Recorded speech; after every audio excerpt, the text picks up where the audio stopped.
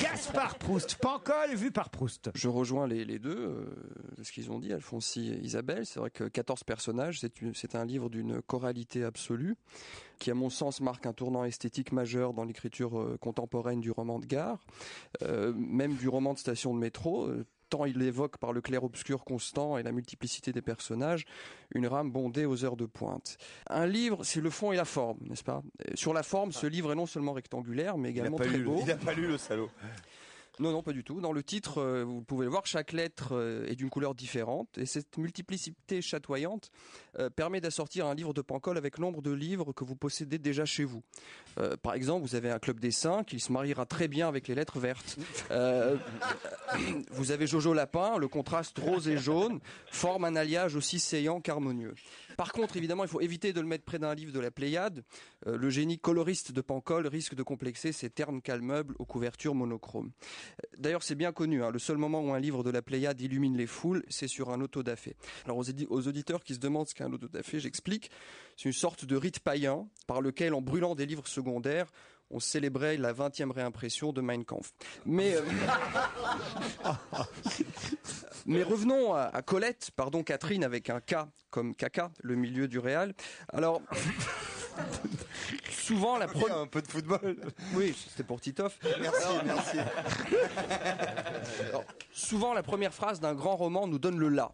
Alors ici plus fort, dès le titre nous avons droit à cette secousse tellurique textuelle primitive qui fait basculer un simple amas de mots dans les sphères éthérées de l'inamovibilité bouquiniste. Pour faire simple, qui vous transforme un manuscrit en sujet du bac.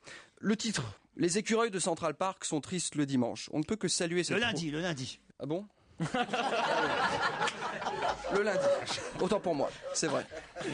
On ne peut que saluer cette prouesse qui évite des titres racoleurs comme les blaireaux de la Défense sont casual le vendredi ou les moules du baron ont des mycoses le dimanche.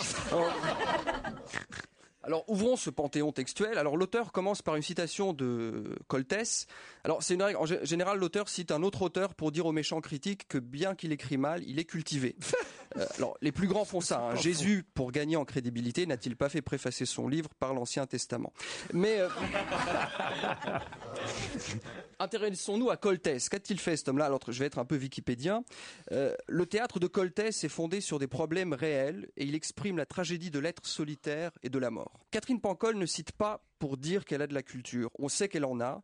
Elle a été journaliste chez Paris Match. Au contraire, elle cite Coltès pour mieux le dépasser puisqu'elle constate qu'au-delà de la tragédie de l'être solitaire et de la mort, il y a aussi le problème d'une femme qui cherche un homme, mais qui lui n'ose pas s'engager parce que les hommes sont lâches.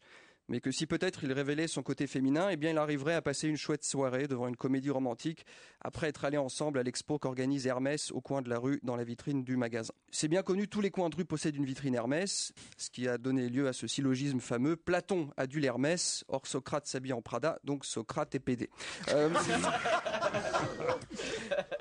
Le livre regorge dans toutes les pages de ce regard au laser que sur toute chose du monde semble porter l'esprit de Pancol de 3e catégorie. Alors, exemple, en page 50, ouvrez les guillemets, je veux faire 1 + 1, former un couple, point.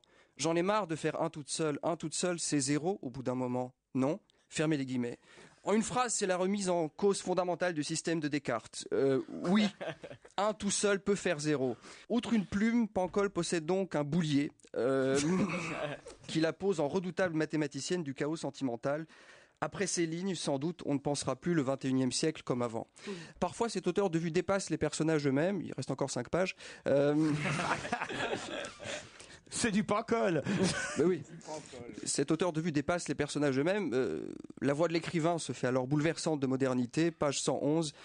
Ouvrez les guillemets. À quoi cela servait-il de manger des fruits et des légumes s'ils se révélaient dangereux pour la santé ? 16 produits toxiques avaient été révélés sur des grappes de raisin produits à l'intérieur de la CE.